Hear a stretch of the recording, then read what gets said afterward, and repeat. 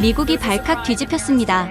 미국 국방부가 긴급하게 진행한 동맹국 잠수함 전력 점검에서 당연히 미국보다 훨씬 열악할 것이라 생각했던 대한민국 해군이 압도적인 전력으로 1위를 차지했기 때문입니다. 군사기술과 원자력 추진 잠수함 분야에서 세계 최고를 자부하던 미 해군 전문가들은 대한민국의 해결료 자립 기술력과 차세대 잠수함 설계 능력 앞에서 경악을 금치 못했습니다. 미국 언론들은 한국의 수치를 믿을 수 없다며 의혹성 보도를 쏟아냈지만 미군 최고사령관은 직접 확인한 철저히 객관적인 결과다라며 단호히 일축했습니다.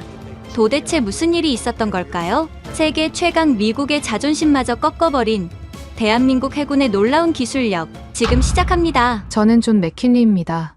미 해군 전략사령부 부사령관을 지냈고 지금은 국방부 고문으로 일하고 있습니다. 펜타곤 5층 회의실, 국방장관이 급히 소집한 긴급 회의였습니다. 현재 상황을 보고하겠습니다. 합참의장의 목소리가 회의실에 울려 퍼졌습니다. 러시아 우크라이나 전쟁이 장기화되면서 전 세계 에너지 공급망이 완전히 흔들리고 있습니다. 특히 우리가 직면한 가장 심각한 문제는 바로 이겁니다. 그가 스크린을 가리켰습니다. 잠수함용 해결료 확보와 사용 후 해결료 처리. 회의실 분위기가 싸늘해졌습니다. 핵잠수함은 우리 해군력의 핵심이거든요. 기존 우라늄 공급업체들이 줄줄이 공급을 중단하고 있습니다. 러시아 제재 때문에 카자흐스탄 루트도 막혔고요. 캐나다와 오스트레일리아도 자국 우선 정책으로 돌아섰습니다. 해군 참모 총장이 자료를 넘기며 말했습니다. 현재 우리 핵잠수함 72척이 운용 중인데 연간 필요한 해결료량을 감안하면 정말 심각한 상황입니다. 국방장관의 얼굴이 굳어졌습니다. 이 상황이 6개월만 더 지속되면 우리 핵잠 전력에 치명적인 공백이 생깁니다. 그럼 프랑스나 영국은 어떻습니까? 프랑스는 자체 핵잠 프로그램으로도 벅찹니다. 영국은 브렉시트 이후 협력에 소극적이고요. 합참의장이 한숨을 쉬었습니다. 국방장관이 테이블을 두드렸습니다. 대안은 없습니까? 잠시 침묵이 흘렀습니다. 합참의장이 망설이며 입을 열었습니다. 우라늄 농축과 재처리 문제를 해결할 수 있는 동맹국이 하나 있긴 합니다. 어디죠? 한국입니다. 그 순간 모든 시선이 저에게 쏠렸습니다. 1980년대 한국 근무 경험이 있는 저 말이에요. 저는 참을 수 없어서 웃어버렸습니다. 한국이라고요? 정말 말도 안 되는 소리군요. 제 목소리에 확신이 가득했습니다. 그들은 아직도 우리 기술 없이는 아무것도 못합니다. 핵잠수함이라니요? 절대 불가능한 일입니다. 하지만 장군님, 한국의 원자력 기술은 아닙니다. 저는 단호하게 말했습니다. 제가 한국에서 직접 근무했습니다. 1983년부터 3년간 부산 해군기지에서 말이에요. 기억이 생생했습니다. 낡은 디젤 잠수함 몇 척에 의존하던 나라예요. 209급 잠수함이라고 해봐야 독일에서 들여온 거였고 그마저도 제대로 운용 못했습니다. 저는 계속했습니다. 크레인 하나 제대로 작동 안 해서 우리 기술자들이 매번 출동해야 했어요. 어뢰 장전 시스템도 고장나면 손들고 우리에게 도움을 요청했습니다. 더 구체적인 기억들이 떠올랐습니다. 한 번은 한국 해군 장교가 저에게 이렇게 말했어요. 맥킨리 대령님, 언젠가는 저희도 스스로 할 수 있게 될 거라고요. 저는 코웃음을 쳤습니다. 그때 생각했죠. 꿈 같은 소리라고. 기술 이전 하나하나를 미국 승인 받아야 하고 부품 하나도 제대로 못 만드는 나라가 뭘 어떻게 한다는 건지 말이에요. 회의실 한쪽에서 누군가 자료를 뒤적였습니다. 그래서 한국은 영원히 의존국일 수밖에 없다고 확신했습니다. 특히 핵 관련 기술은 더더욱이요. 회의실이 조용해졌습니다. 그때 후배 장교인 데이빗 윌슨 대령이 조심스럽게 손을 들었습니다. 장군님, 한 말씀만 드려도 될까요? 저는 고개를 끄덕였습니다. 데이빗은 제가 해군사관학교에서 가르쳤던 제자였거든요. 똑똑하고 성실한 학생이었습니다. 장군님께서 한국에 계셨던 건 40년 전 일입니다. 그래서 뭐라는 건가? 지금 한국은 완전히 다릅니다. 데이빗의 목소리에 확신이 담겨 있었습니다. 제가 주한미군으로 5년째 근무 중인데 정말 놀라운 변화들을 봤습니다. 변화라고 해봐야 얼마나 변했겠나. 경수로나 몇 기 더 지었을 뿐이겠지. 아닙니다. 장군님. 특히 조선업과 원자력 분야에서 정말 상상을 초월하는 발전을 이뤘어요. 데이빗이 몸을 앞으로 기울였습니다. 현대중공업, 대우조선해양, 삼성중공업. 이들이 만든 배들이 전 세계 바다를 누비고 있습니다. 특히 LNG선 분야에서는 세계 1위예요. 조선업이야 그렇다 치지만 핵기술은 차원이 다르다네. 그것도 마찬가지입니다. 한국은 이미 원전 수출국이 됐어요. UAE에 원전 4기를 수출했고 폴란드와도 계약을 체결했습니다. 저는 어깨를 으쓱했습니다. 원전과 핵잠수함은 완전히 다른 기술이야. 장군님, 직접 와서 보셔야 합니다. 한국은 이미 우리가 상상하는 그런 나라가 아닙니다. 합참의장이 끼어들었습니다. 맥킨리 장군, 어떻게 생각하십니까? 한번 가서 직접 확인해 보시는 게 어떨까요? 저는 잠시 망설였습니다. 솔직히 시간 낭비라고 생각했거든요. 하지만 데이빗의 말이 자꾸 머릿속을 맴돌았습니다. 완전히 다르다고? 호기심보다는 제 기억이 맞다는 걸 확인하고 싶었습니다. 좋습니다. 가보죠. 저는 결정을 내렸습니다. 하지만 제가 돌아와서 보고할 내용은 뻔합니다.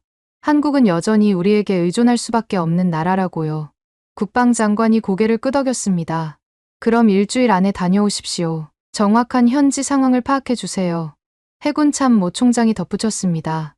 만약 정말로 한국이 도움이 될 수 있다면 우리도 새로운 협력 방안을 모색해야 할 테니까요. 회의가 끝났습니다. 복도로 나서면서 데이빗이 저에게 다가왔습니다. 장군님, 정말 놀라실 겁니다. 뭐가 그렇게 놀랍다는 건가? 한국이 준비해 놓은 것들이 상상을 초월합니다. 특히 해군 관련 기술은. 저는 어깨를 으쓱했습니다. 과장하지 마라. 어차피 겉만 번지르르한 쇼일 테니까. 장군님, 정말 편견을 버리고 보셔야 해요. 편견이 아니라 경험이다. 데이빗, 나는 그 나라에서 3년을 살았어. 데이빗이 한숨을 쉬었습니다. 알겠습니다. 하지만 분명 놀라실 거예요. 3일 후, 저는 김해공항에 도착했습니다. 40년 만에 한국 땅이었죠. 공항 자체가 제 기억과는 완전히 달랐습니다. 1980년대 김해공항의 초라한 모습과는 천지차이였어요. 하지만 여전히 확신했습니다. 겉모습만 바뀌었을 뿐이야. 본질은 그대로일 거다. 데이빗이 마중을 나왔습니다. 5년 전보다 더 자신감 넘치는 모습이었어요. 장군님, 환영합니다. 그래서 뭘 보여줄 건가? 먼저 장군님께서 과거에 근무하셨던 곳부터 가보시죠. 부산 해군기지 말입니다. 좋은 생각이군. 그럼 확실히 알 수 있겠어. 저는 자신만만했습니다. 과거 그 낡고 초라했던 모습들을 다시 보면 한국의 본질은 변하지 않았다는 걸 증명할 수 있을 테니까요. 그 후에 한국 해군이 새로 지은 시설들도 보여드리겠습니다. 새 시설이라고 해봐야 얼마나 대단하겠나? 차에 오르면서 생각했습니다. 이 여행이 끝나면 워싱턴에 확실히 보고해 주겠어. 한국은 여전히 의존국이라고. 그런데 그때 저는 몰랐습니다. 이 여행이 제 인생을 완전히 뒤바꿔 놓을 거라는 걸 말이에요. 김해공항에서 부산 해군기지까지는 1시간 거리였습니다.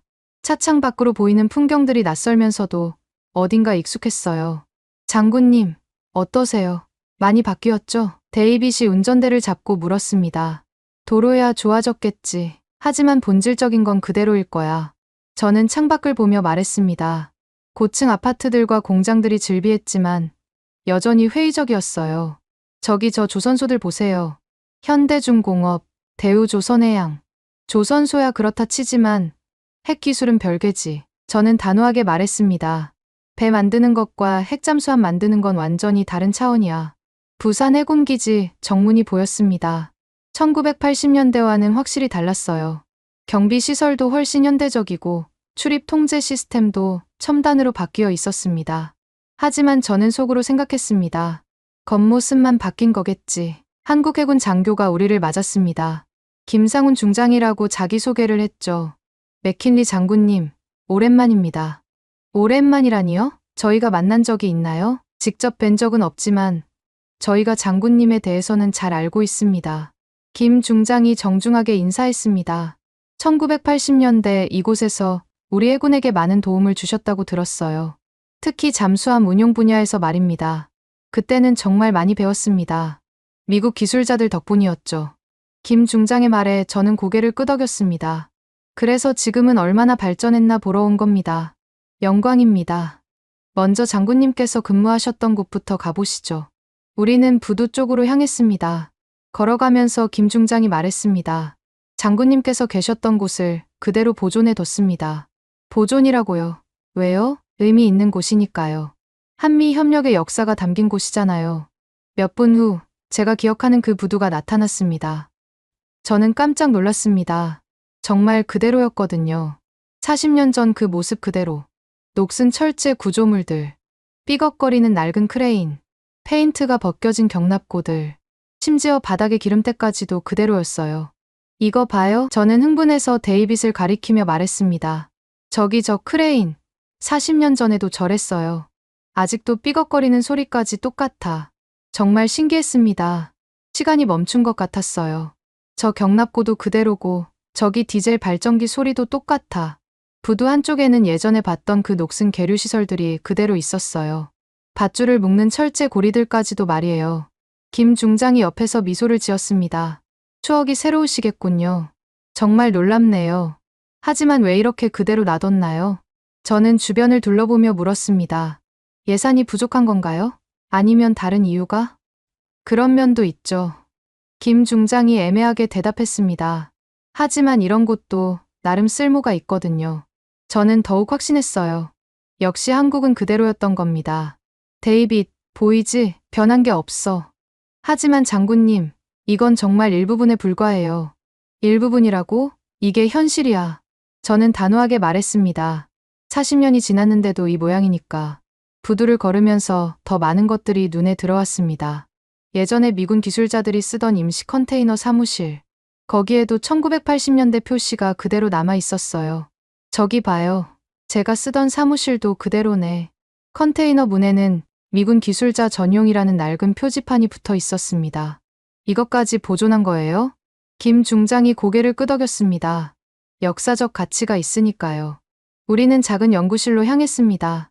예전에 미군 기술자들이 쓰던 곳이었죠. 장군님, 여기가 그 연구실입니다. 김 중장이 문을 열었습니다. 문을 열고 들어가는 순간 저는 할 말을 잃었습니다. 정말 기가 막혔거든요. 40년 전 바로 그 모습이었어요. 낡은 나무 책상과 의자들, 먼지가 쌓인 측정 장비들, 벽에는 세기 발행 기술 매뉴얼들, 심지어 공기 냄새까지도 예전 그대로였어요. 이건 정말, 저는 감탄사를 내뱉었습니다. 타임캡슐 같네요. 한쪽 구석에는 제가 쓰던 책상이 그대로 있었어요. 서랍을 열어보니 제가 써놓은 메모들까지 남아있더군요. 저 측정기 봐요. 오래된 오실로스코프를 가리켰습니다. 1970년대 텍트로닉스 모델이에요. 아직도 이런 걸 쓰고 있다니. 한쪽 선반에는 정말 오래된 부품들이 그대로 놓여 있었어요. 진공관, 트랜지스터, 저항들, 심지어 제가 분류해서 붙여놓은 라벨까지 그대로였습니다. 저기 저 매뉴얼 좀 보세요. 벽에 걸린 기술 지침서를 가리켰습니다. 제가 직접 번역해서 만든 거예요. 잠수함 전기 개통 점검 절차서. 정말 제가 쓴 글씨들이 그대로 있었습니다.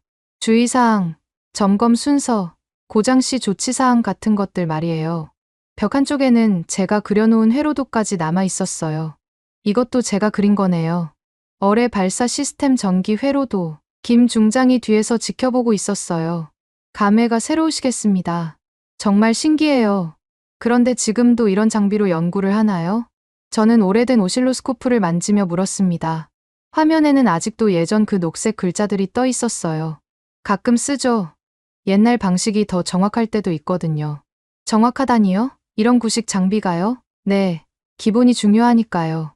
디지털보다 아날로그가 나을 때가 있어요. 저는 속으로 생각했습니다. 역시 그대로군.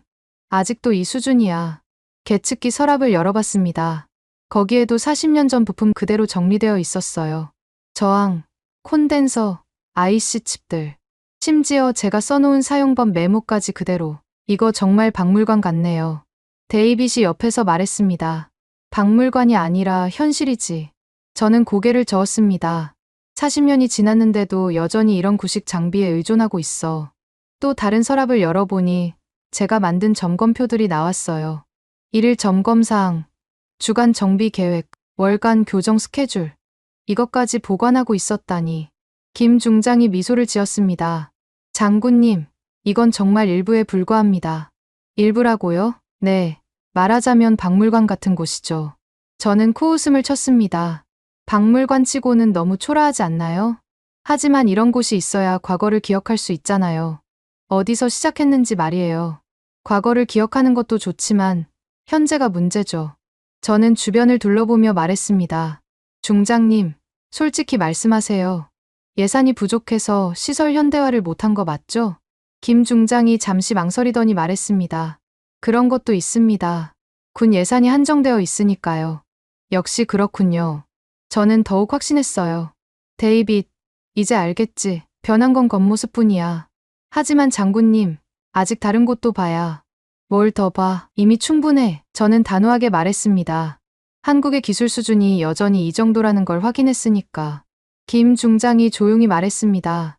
장군님, 이건 정말 껍데기일 뿐입니다. 껍데기라고요? 네, 진짜는 따로 있어요. 저는 의아한 표정을 지었습니다. 무슨 말씀인지 모르겠군요. 이게 현실 아닌가요? 곧 보여드릴게요. 김 중장의 표정에 뭔가 의미심장한 것이 있었어요.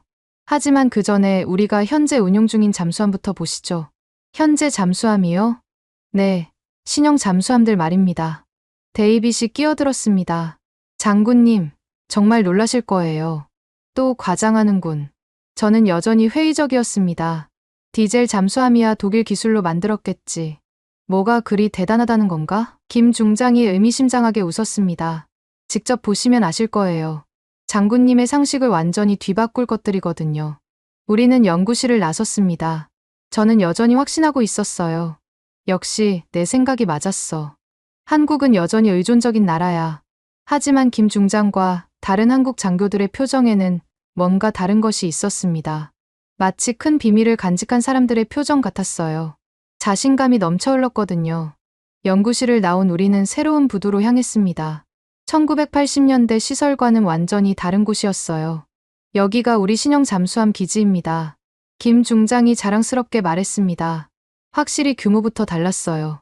현대적인 크레인들이 즐비하고 부두 시설도 깔끔하게 정비되어 있었습니다. 겉보기에는 그럴듯하네요. 저는 속으로 중얼거렸습니다. 하지만 겉모습만 번지르르할 뿐이지. 멀리서 거대한 잠수함이 보였습니다. 확실히 1980년대 209급 잠수함과는 차원이 달라 보였어요. 저것이 도산 한창호급 잠수함입니다. 김 중장이 가리켰습니다. 장보고 III라고도 부르죠. 크기는 제법 크군요. 저는 인정했습니다. 길이만 해도 83m는 좋게 되어 보였거든요. 1980년대 209급이 55m 정도였던 것을 생각하면 확실히 컸습니다. 하지만 디젤 잠수함은 디젤 잠수함이죠. 장군님, 직접 가서 보시죠. 우리는 잠수함 쪽으로 걸어갔습니다. 가까이서 보니 정말 인상적이었어요. 검은 선체에 매끈한 유선형. 확실히 최신 설계 같았습니다. 한국 해군 장교 몇 명이 우리를 기다리고 있었어요. 모두 자신만만한 표정이었습니다. 소개해 드리겠습니다. 김 중장이 말했습니다. 이분이 박대령입니다. 이 잠수함의 함장이죠. 박대령이 정중하게 인사했습니다. 맥킨리 장군님, 영광입니다. 반갑습니다. 그런데 이 잠수함 성능이 어떤가요? 직접 보여드리겠습니다. 박대령이 자신 있게 말했습니다. 우리는 잠수함 내부로 들어갔습니다. 내부는 정말 깔끔하고 현대적이었어요. 1980년대 209급과는 비교가 안 될 정도였습니다. 각종 디스플레이와 콘솔들이 첨단 기술로 가득했죠. 어뢰실입니다. 박대령이 안내했습니다. 6개 발사관에 18발의 어뢰를 탑재할 수 있습니다. 18발이라고요? 저는 조금 놀랐습니다. 209급은 8발이었는데. 네, 화력이 2배 이상 증가했죠. 계속해서 함내를 둘러봤습니다. 통제실, 소나실, 엔진실. 모든 것이 최신식이었어요. AIP 시스템도 장착되어 있습니다. 박대령이 설명했습니다. 대기 비의존 추진 시스템이죠. 잠수 상태에서 3주 이상 작전할 수 있습니다. 3주요? 네, 기존 디젤 잠수함보다 10배 이상 오래 버틸 수 있죠. 확실히 인상적이었습니다. 하지만 저는 여전히 회의적이었어요. 그래도 디젤은 디젤입니다. 장군님 말씀이 맞습니다. 박대령이 고개를 끄덕였습니다. 하지만 현재 우리가 개발 중인 것들은 차원이 다릅니다. 개발 중이라고요? 네, 핵추진 잠수함 말입니다. 그 순간 저는 웃음이 나왔습니다. 핵추진 잠수함이라고요? 네, 이미 설계가 완료됐고 건조만 남은 상태입니다. 중령님, 핵잠수함이 그렇게 간단한 게 아닙니다. 저는 고개를 저었습니다. 원자로 기술만 해도 수십 년의 노하우가 필요해요. 해결료는 또 어떻고요? 김 중장이 끼어들었습니다. 장군님, 그 부분에 대해서는 해결책이 있습니다. 해결책이라고요? 현재 미국과 제철이 농축 권한에 대해 협의 중입니다. 그 말을 듣는 순간 저는 참을 수 없어서 웃어버렸습니다. 제철이 농축 권한이라고요? 네, 그 권한만 확보되면. 안 됩니다. 저는 단호하게 말했습니다. 미국이 그런 권한을 줄 리가 없어요. 특히 한국에게는 말이죠. 왜 그렇게 생각하시나요? 김 중장이 물었습니다. 비확산 정책 때문입니다. 미국은 핵기술 확산을 극도로 경계하고 있어요. 저는 자신 있게 설명했습니다. 제철이 권한을 주면 플루토늄 추출이 가능해집니다. 그럼 핵무기 제조도 가능하고요. 하지만 순수 민수 목적이라면, 순수 민수 목적이라고 해도 마찬가지입니다. 저는 고개를 저었습니다. 일본도 제철이 시설이 있지만 그것도 수십 년에 걸쳐 단계적으로 허용한 거예요. 박 대령이 말했습니다. 하지만 저희도 원자력 강국 아닌가요? UAE에도 원전을 수출했는데 원전 수출과 제철이 권하는 차원이 다릅니다. 저는 단호하게 말했습니다. 원전은 저농축 우라늄만 쓰지만 핵잠수함은 고농축 우라늄이 필요해요. 그래서 그 권한을 요청하는 거 아닌가요? 절대 불가능합니다. 저는 확신에 찬 목소리로 말했습니다. 미국 정부가 그런 결정을 내릴 리 없어요. 특히 지금 같은 시기에는 더욱이요. 잠수함 견학을 마치고 우리는 회의실로 향했습니다. 한국 해군 고위 장교들이 모여 있었어요. 장군님, 어떻게 보셨나요? 김 중장이 물었습니다. 확실히 1980년대보다는 많이 발전했습니다. 저는 인정했습니다. 하지만 여전히 한계가 있어요. 어떤 한계 말씀이신가요? 핵추진 기술입니다. 이건 하루아침에 되는 게 아니에요. 저는 자료를 펼치며 설명했습니다. 미국이 첫 핵잠수함 노틸러스호를 만드는데 10년이 걸렸어요. 소련도 마찬가지고요. 하지만 저희는 원자력 기술이 있지 않나요? 원전과 잠수함용 원자로는 완전히 다릅니다. 저는 고개를 저었습니다. 원전은 크기도 크고 안전 장치도 많지만 잠수함용은 소형화해야 하고 압력에도 견뎌야 해요. 한국 장교들이 서로 눈빛을 주고받았습니다. 뭔가 의미심장한 표정들이었어요. 장군님 말씀이 맞습니다. 김 중장이 말했습니다. 정말 어려운 기술이죠. 그러니까 현실적으로 생각하세요. 저는 조언했습니다. 디젤 잠수함 기술만 완벽하게 해도 대단한 겁니다. 하지만 미래를 준비해야 하지 않을까요? 미래는 미래고 현실은 현실입니다. 저는 단호하게 말했습니다. 데이빗이 조심스럽게 말했습니다. 장군님, 하지만 한국의 기술 발전 속도는 정말 놀라운데요. 발전 속도야 빠르겠지만 핵 기술은 차원이 달라. 저는 어깨를 으쓱했습니다. 특히 군사용 핵 기술은 더욱 복잡해요. 김 중장이 의미심장하게 웃었습니다. 장군님, 혹시 저희 연구소도 보고 싶으시지 않나요? 연구소라고요? 네, 원자력 관련 연구소 말입니다. 저는 조금 관심이 생겼습니다. 어떤 연구를 하는 곳인가요? 직접 보시면 아실 거예요. 하지만 별로 기대는 안 해요. 저는 솔직하게 말했습니다. 원자력연구원 정도의 민수 연구 시설이겠죠? 한국 장교들이 다시 의미심장한 표정을 지었습니다. 마치 큰 비밀을 알고 있다는 듯한 모습이었어요.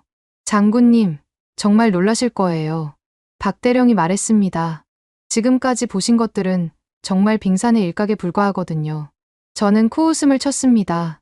또 과장하시는군요. 과장이 아닙니다. 진짜예요. 김 중장이 진지하게 말했습니다. 내일 보여드릴게요. 그럼 장군님의 생각이 완전히 바뀔 거예요. 그렇게 자신 있다면 기대해보죠. 저는 여전히 회의적이었습니다. 뭘 보여준다는 거지. 어차피 민수용 원자로나 보여줄 텐데. 하지만 그들의 자신감은 정말 대단했습니다. 마치 정말로 뭔가 특별한 것을 준비해 놓은 것 같았어요. 설마 정말로 뭔가 있는 건 아니겠지? 저는 속으로 생각했습니다. 하지만 곧 고개를 저었어요. 아니야. 불가능해. 한국이 핵잠수함을. 절대 그럴 리 없어. 그날 밤 숙소에서 데이빗과 이야기했습니다. 장군님, 어떻게 생각하세요? 뭘? 한국 해군의 자신감 말이에요. 허세지 뭐. 저는 단호하게 말했습니다. 겉보기에는 그럴듯하지만 결국 한계가 있어. 하지만 데이빗, 내가 틀린 적이 있나? 저는 확신했습니다. 내일 무엇을 보여주든 결국 제 예상을 벗어날 수는 없을 거라고 말이에요. 다음 날 아침, 김 중장이 저를 찾아왔습니다. 장군님, 준비되셨나요? 뭘 보여줄 건지 정말 궁금하네요. 저는 여전히 회의적이었습니다. 아마 원자력 연구원 같은 곳이겠죠? 직접 보시면 아실 거예요. 김 중장이 의미심장하게 웃었습니다. 우리는 차에 올랐습니다. 데이빗도 함께였어요. 어디로 가는 건가요? 좀 멀리 가야 합니다. 산속에 있거든요. 부산에서 1시간쯤 달렸을까요? 점점 산길로 접어들었습니다. 주변에는 아무것도 없었어요. 그냥 평범한 산속 도로였습니다. 여기가 맞나요? 저는 의아했습니다. 연구소라고 하기엔 너무 외진 곳 같은데요. 곧 도착합니다. 30분을 더 달린 후 차가 멈췄습니다. 앞에는 평범한 산속 건물이 하나 있었어요. 여기가 연구소라고요? 저는 실망했습니다. 너무 초라한데요. 건물은 정말 평범했습니다. 3층짜리 콘크리트 건물에 간판도 없었어요. 겉보기로는 그렇죠. 김 중장이 말했습니다. 하지만 진짜는 다른 곳에 있어요. 우리는 건물 안으로 들어갔습니다. 로비도 평범했어요. 몇 명의 연구원들이 보였지만 특별할 게 없었습니다. 이분이 연구소장님입니다. 김 중장이 소개했습니다. 이정훈 박사라고 자기소개를 했어요. 50대 중반 정도로 보이는 온화한 인상이었습니다. 맥킨리 장군님, 반갑습니다. 반갑습니다. 그런데 여기서 무슨 연구를 하나요? 아래에서 보여드리겠습니다. 이 박사가 말했습니다. 아래라고요? 네, 실제 연구소는 지하에 있거든요. 우리는 엘리베이터로 향했습니다. 평범한 엘리베이터였어요. 하지만 버튼을 보고 깜짝 놀랐습니다. 지하 50m? 네, 깊이 들어가야 해요. 엘리베이터가 움직이기 시작했습니다. 정말 오래 내려갔어요. 1분이 넘게 계속 내려갔습니다. 이렇게 깊이 만든 이유가 있나요? 보안상 이유도 있고 실험 안전성 때문이기도 해요. 이 박사가 설명했습니다. 드디어 엘리베이터가 멈췄습니다. 문이 열리는 순간 저는 할 말을 잃었습니다. 이게 뭐죠? 거대한 공간이 펼쳐져 있었거든요. 정말 상상을 초월했습니다. 천장이 20m는 좋게 되어 보였어요. 길이도 100m가 넘어 보였습니다. 여기가 우리 실제 연구소입니다. 이 박사가 자랑스럽게 말했습니다. 곳곳에 거대한 장비들이 있었어요. 원심불리기처럼 생긴 것들도 보였고요. 저건 뭔가요? 저는 가까운 장비를 가리켰습니다. 우라늄 농축 장비입니다. 농축 장비라고요? 저는 깜짝 놀랐습니다. 네, 자체적으로 개발한 거예요. 이 박사가 설명했습니다. 현재 저농축 우라늄을 생산하고 있습니다. 잠깐만요. 저는 혼란스러웠습니다. 한국이 농축 시설을 가지고 있다고요? 네, 물론 IAEA 감시하에서 운영하고 있어요. 하지만 저는 말문이 막혔습니다. 미국과의 협정상 한국은 농축을 못하는 걸로 알고 있었거든요. 최근에 협정이 개정됐습니다. 김 중장이 설명했습니다. 제한적이지만 저농축은 허용됐어요. 언제요? 작년부터요. 물론 아직 공개되지 않은 부분들이 많지만요. 저는 정신이 하나도 없었습니다. 그럼 이 시설이 언제부터 가동된 건가요? 3년 전부터 본격적으로 가동했습니다. 이 박사가 답했습니다. 우리는 시설을 돌아보기 시작했습니다. 정말 방대한 규모였어요. 저기 보이는 것들이 원심불리기입니다. 몇 기나 되나요? 현재 1000기 정도 운영 중입니다. 저는 숨이 막혔습니다. 1000기라니. 그럼 농축 능력은 얼마나 됩니까? 연간 20톤 정도의 저농축 우라늄을 생산할 수 있어요. 20톤이라고요? 저는 믿을 수 없었습니다. 그 정도면 원전 몇 기를 충분히 운영할 수 있는 양이었거든요. 이쪽으로 오세요. 이 박사가 안내했습니다. 여기는 연료봉 제조 시설입니다. 또 다른 거대한 공간이 나타났습니다. 자동화 설비들이 가동되고 있었어요. 이건 한국이 독자적으로 개발한 저농축 우라늄 연료봉입니다. 이 박사가 연료봉을 보여줬습니다. 정말 정교하게 만들어져 있었어요. 미국제와 비교해도 뒤지지 않을 것 같았습니다. 품질은 어떤가요? 국제 기준을 모두 통과했습니다. 이미 국내 원전에서 사용하고 있어요. 정말이라고요? 네. 한울 원전에서 시험 운용 중입니다. 저는 다리에 힘이 빠지는 것 같았습니다. 한국이 이런 기술을 가지고 있다니. 그런데 이건 시작일 뿐입니다. 이 박사가 의미심장하게 말했습니다. 시작이라고요? 네. 저희가 정말 준비한 건 따로 있거든요.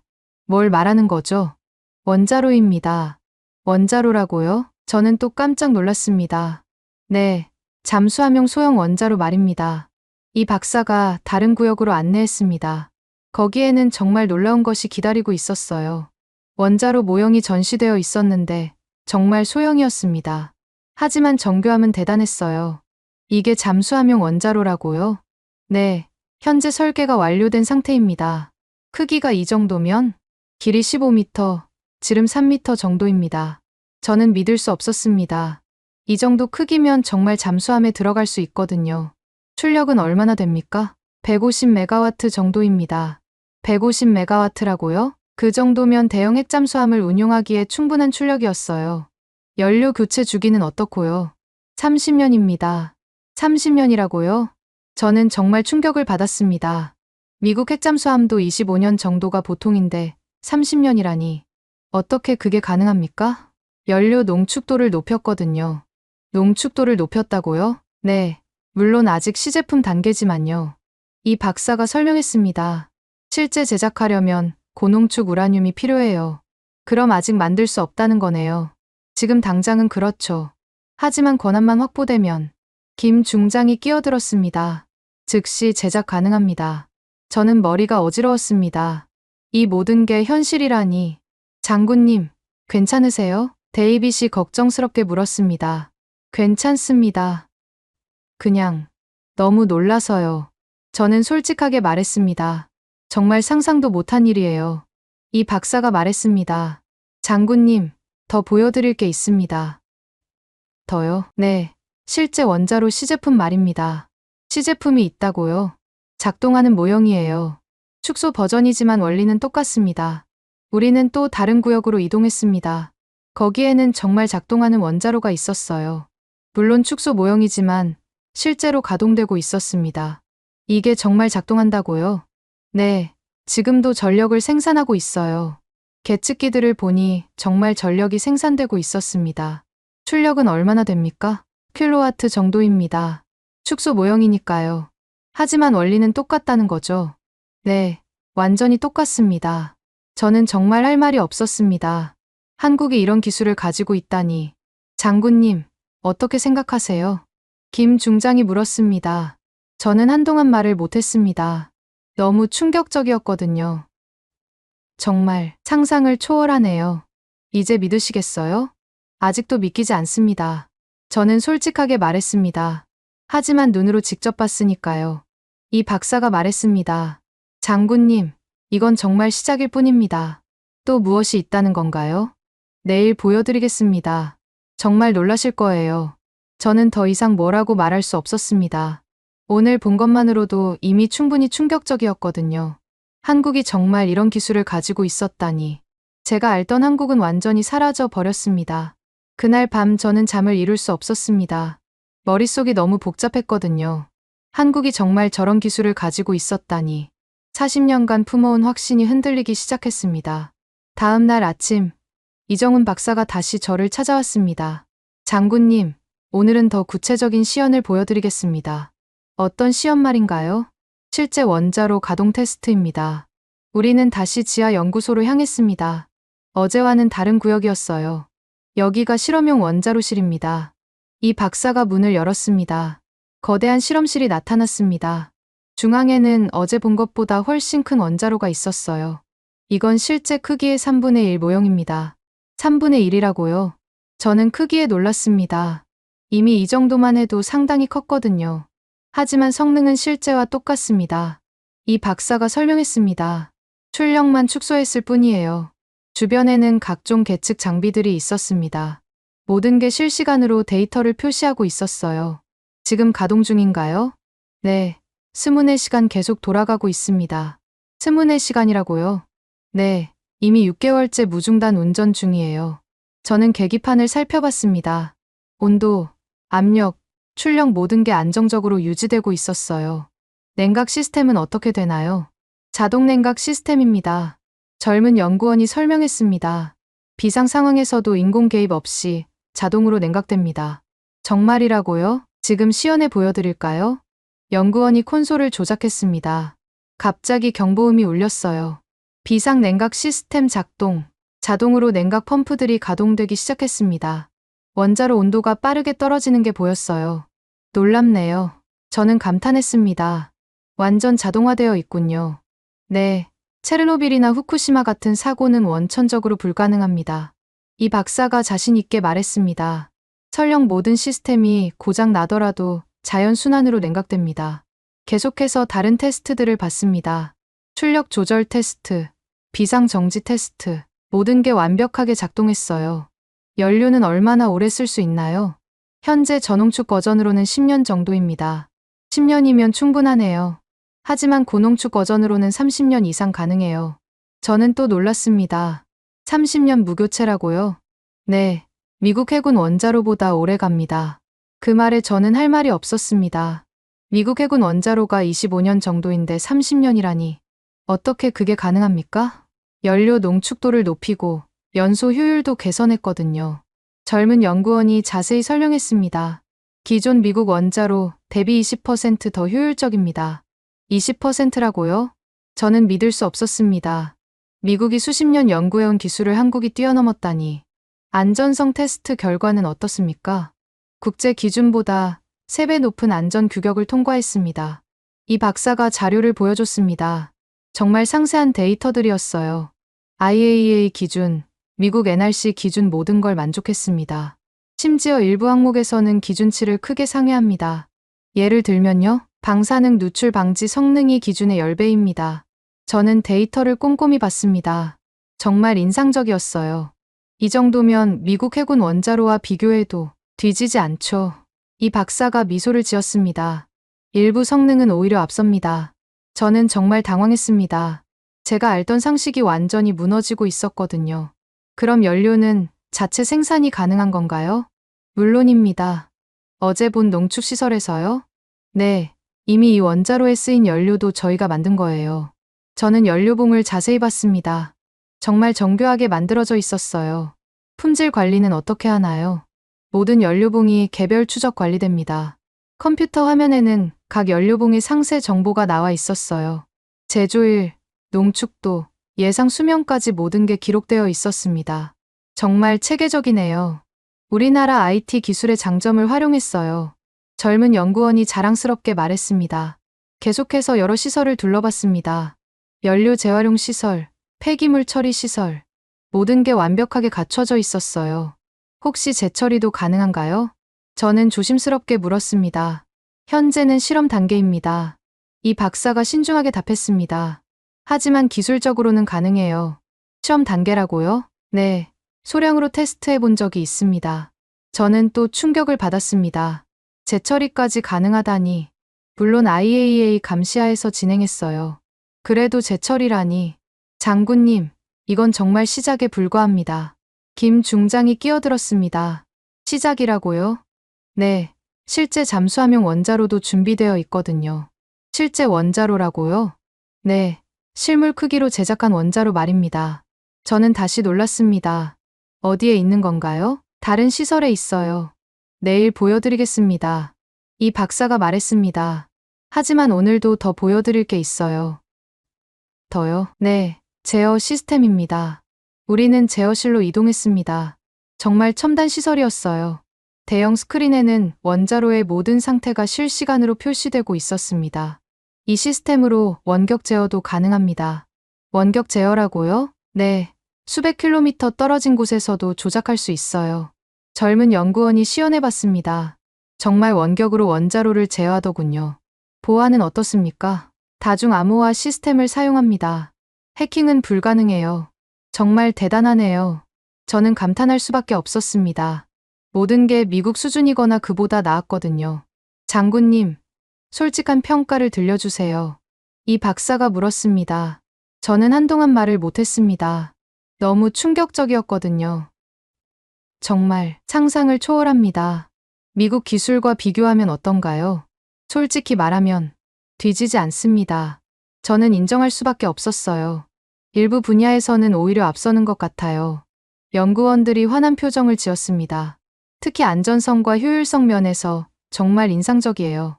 감사합니다, 장군님. 하지만 아직 믿기지 않는 부분이 있어요. 어떤 부분 말씀이신가요? 실제 잠수함에 들어갈 수 있느냐는 겁니다. 내일 보여드리겠습니다. 김 중장이 확신에 찬 목소리로 말했습니다. 정말 놀라실 거예요. 더 놀라운 게 있다는 건가요? 지금까지 보신 건 정말 준비 단계에 불과해요. 저는 머리가 어지러웠습니다. 이미 충분히 놀라운데 더 있다니. 장군님, 괜찮으세요? 데이빗이 걱정스럽게 물었습니다. 괜찮습니다. 그냥 너무 많은 걸 한꺼번에 봐서요. 천천히 받아들이세요. 이 박사가 위로했습니다. 저희도 이런 결과를 얻기까지 10년이 걸렸거든요. 10년이라고요? 네. 2014년부터 본격적으로 시작했어요. 그럼 벌써 10년 넘게 연구한 거네요. 네. 그리고 이제 결실을 맺고 있어요. 저는 정말 할 말이 없었습니다. 한국이 이렇게 오랫동안 비밀리에 연구해왔다니.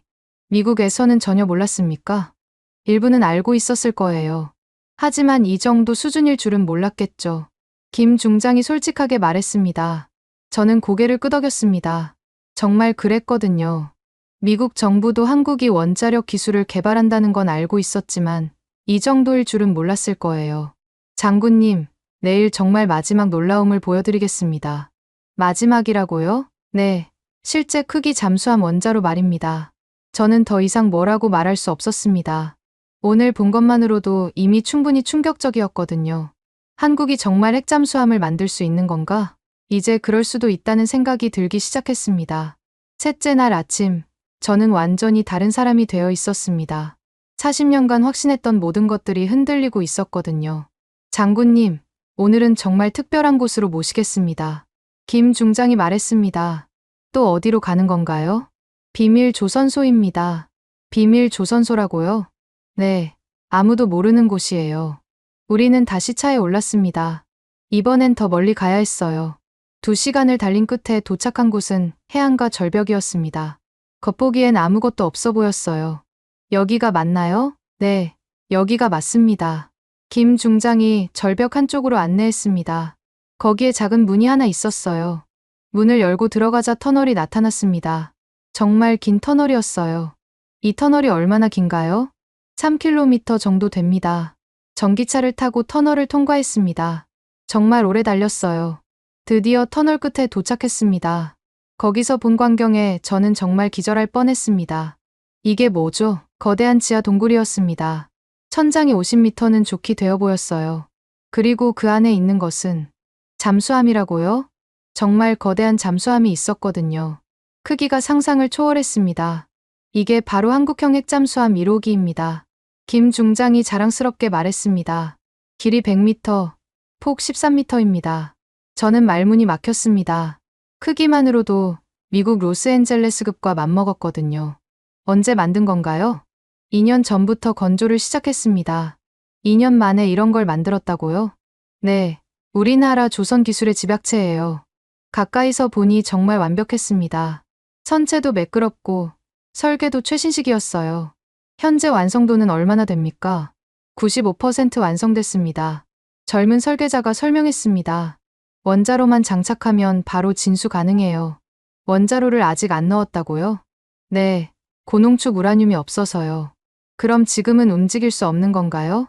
테스트용 디젤 엔진은 달려 있습니다. 우리는 잠수함 내부로 들어갔습니다. 정말 놀라웠어요. 미국 핵잠수함과 거의 똑같았거든요.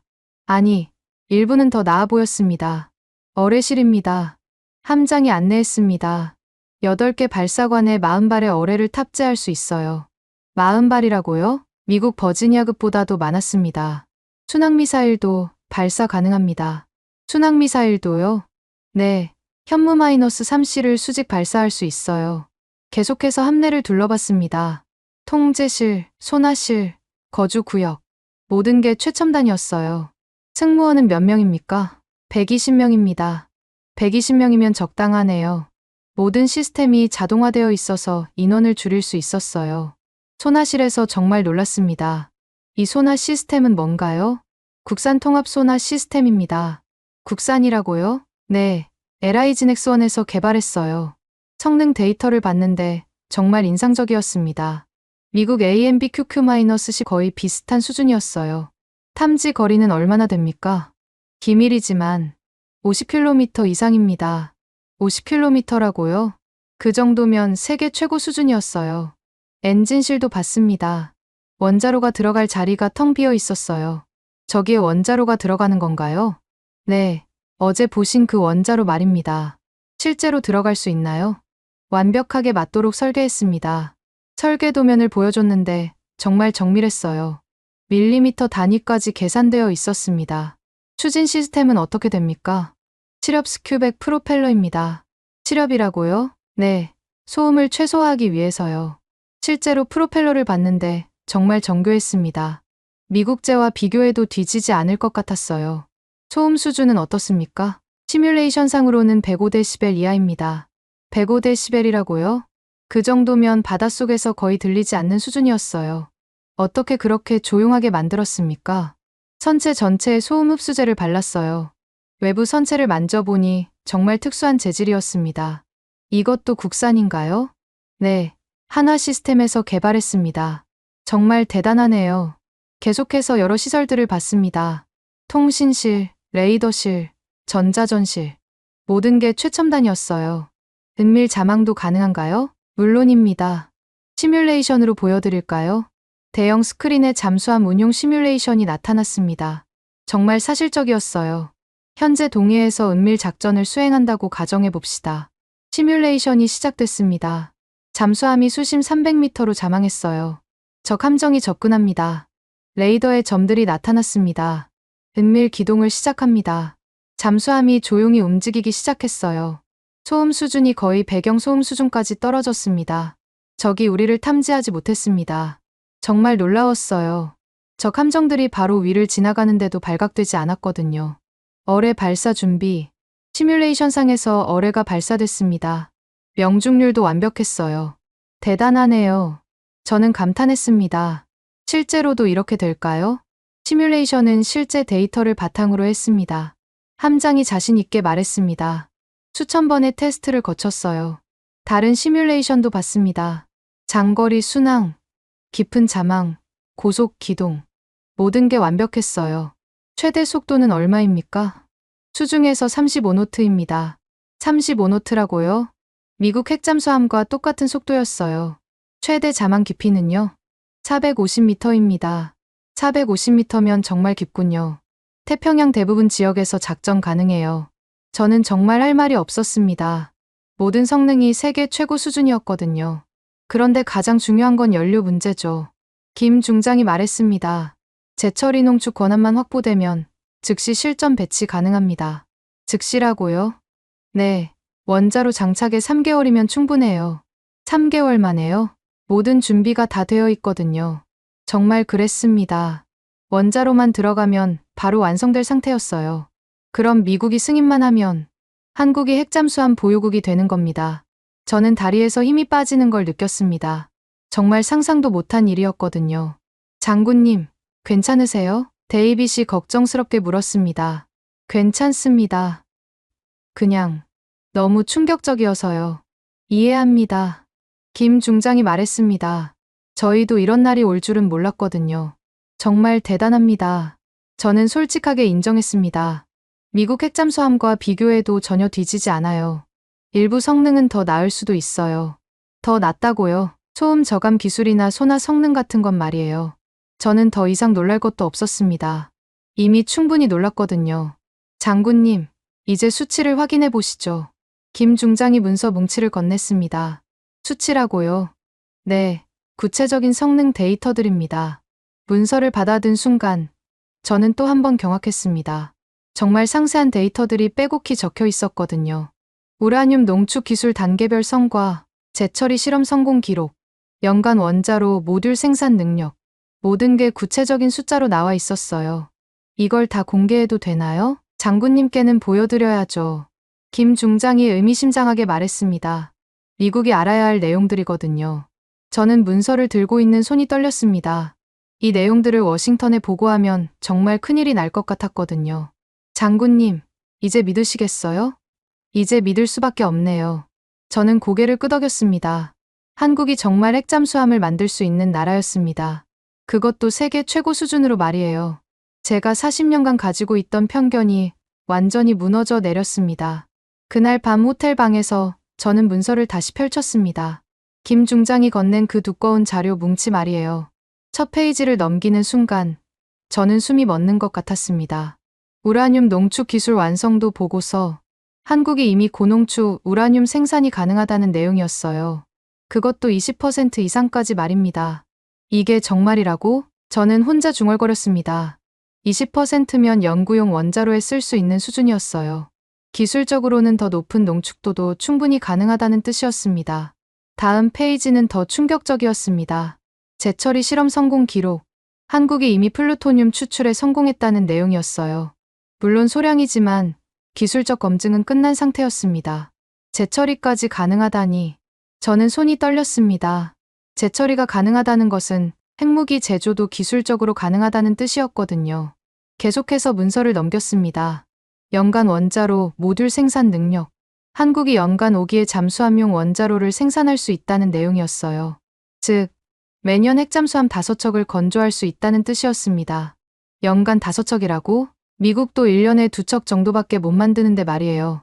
마지막 페이지에서 저는 완전히 기절할 뻔했습니다. 핵연료 자립도 달성. 한국이 핵잠수함 운용에 필요한 모든 연료를 자체 생산할 수 있다는 내용이었어요. 30년 무교체 연료까지 포함해서 말입니다. 이건 정말. 저는 문서를 바닥에 떨어뜨렸습니다. 한국이 이미 핵잠수함 보유국과 동등한 기술력을 갖추고 있었던 겁니다.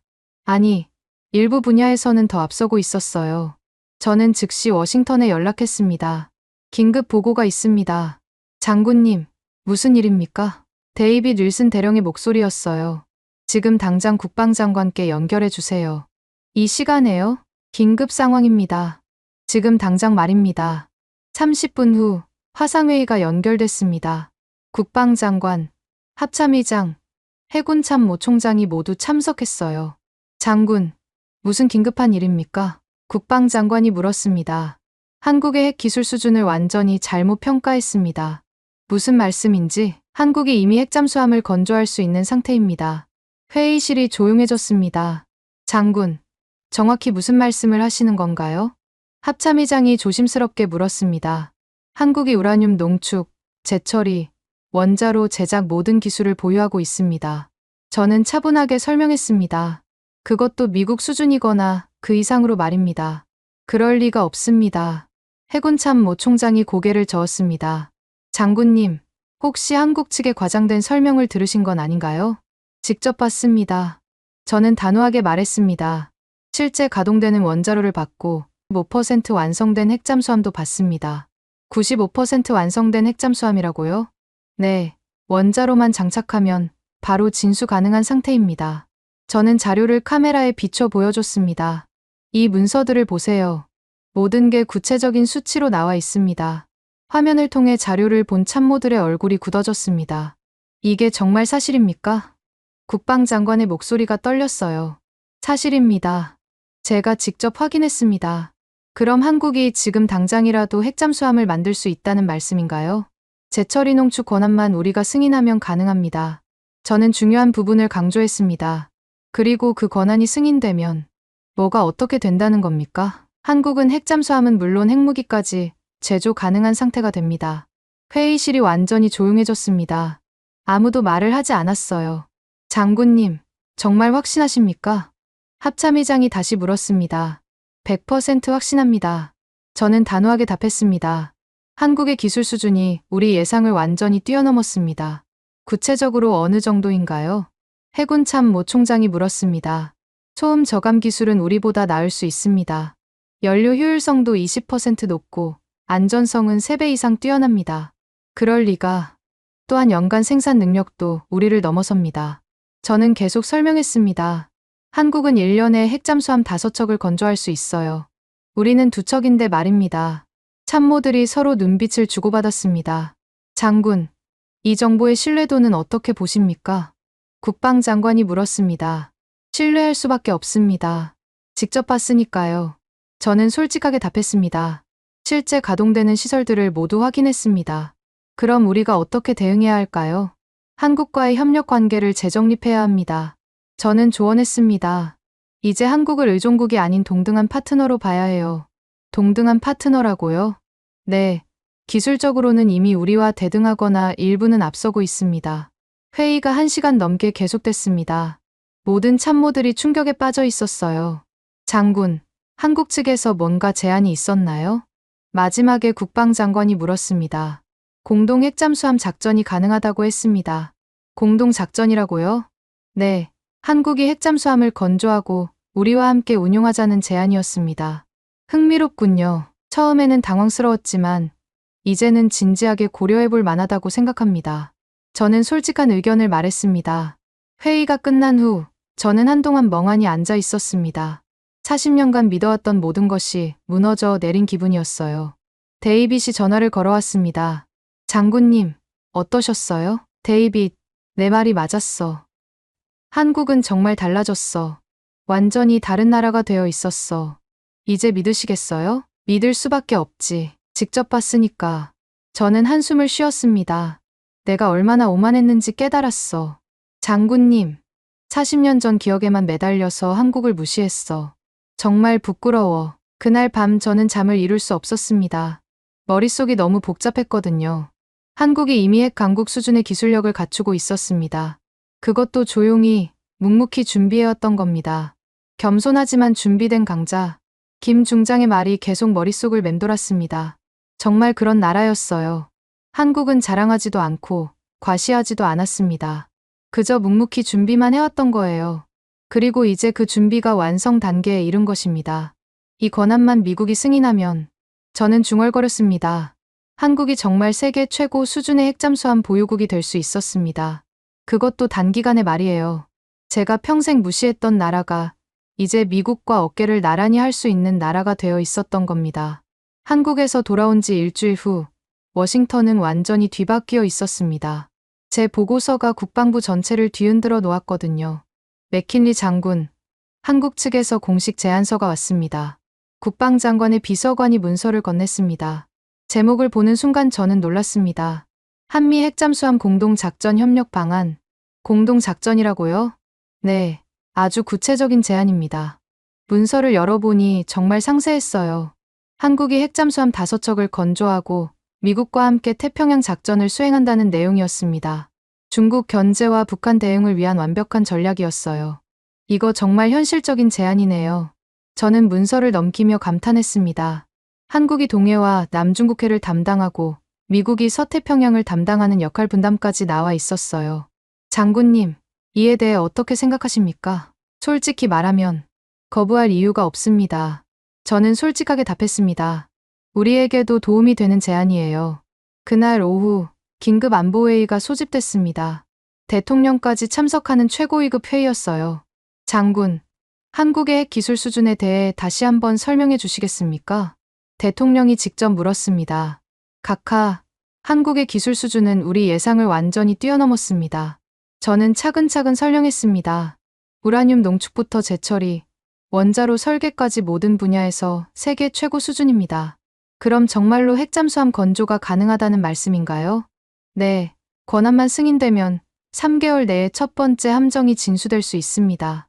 회의실이 조용해졌습니다. 그렇다면 우리가 고려해야 할 점들은 무엇입니까? 국무장관이 물었습니다. 첫째, 비확산 정책과의 충돌입니다. 저는 차례로 설명했습니다. 하지만 한국은 이미 기술을 보유하고 있어요. 막을 수도 없는 상황입니다. 둘째는요? 중국의 반발입니다. 하지만 이는 오히려 우리에게 유리할 수 있어요. 어떤 면에서요? 한국의 핵잠수함이 중국을 견제하는 역할을 할 수 있거든요. 대통령이 고개를 끄덕였습니다. 그럼 장군의 개인적 의견은 어떻습니까? 승인해야 한다고 생각합니다. 저는 단호하게 말했습니다. 한국을 적으로 돌릴 이유도 없고 협력했을 때 얻는 이익이 더 큽니다. 회의는 3시간 넘게 계속됐습니다. 결국 조건부 승인이라는 결론이 나왔어요. 일주일 후 공식 발표가 있었습니다. 미국 정부는 한국의 민수용 해결료 처리 권한 확대를 승인합니다. 백악관 대변인의 발표였습니다. 물론 민수용이라는 표현을 썼지만 사실상 핵잠수함 건조를 허용한 것이었어요. 국제사회의 반응은 폭발적이었습니다. 한국이 핵잠수함을 건조한다고요? 아시아 해군력 균형이 완전히 바뀌겠군요. 한국의 조선 기술과 핵 기술이 결합되면 각국 언론들이 연일 보도했습니다. 특히 중국의 반응이 격렬했어요. 한국의 핵무장을 용인할 수 없다. 영내 안정을 해치는 위험한 결정이다. 하지만 이미 늦었습니다. 한국은 조용히 준비를 마친 상태였거든요. 6개월 후 정말 놀라운 소식이 들려왔습니다. 한국 최초 핵잠수함 안중근함 진수. 뉴스를 보는 순간 저는 감탄했습니다. 정말 약속한 대로 진수한 거예요. 화면에 나온 잠수함은 정말 아름다웠습니다. 미국 잠수함과 비교해도 전혀 뒤지지 않는 위용이었어요. 길이 100m, 배수량 4,000톤급의 대형 핵잠수함. 기자의 설명이 계속됐습니다. 30년간 연료 교체 없이 운용 가능하며 저는 텔레비전을 보며 혼자 중얼거렸습니다. 정말 해냈구나. 그로부터 1년 후 더 놀라운 소식들이 이어졌습니다. 한국이 핵잠수함 2호기, 3호기를 연달아 진수한 거예요. 약속했던 대로 연간 5척 건조 체제도 구축했습니다.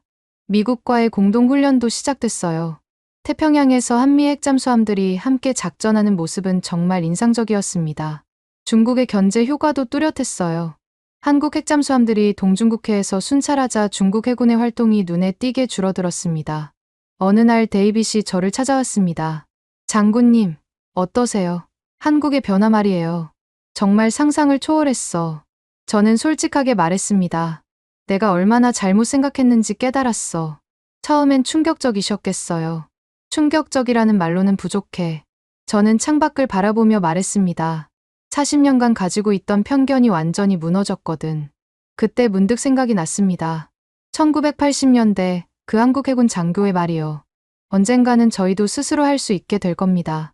그때는 꿈 같은 소리라고 생각했는데 정말 현실이 되었습니다. 그것도 상상 이상으로 말이에요.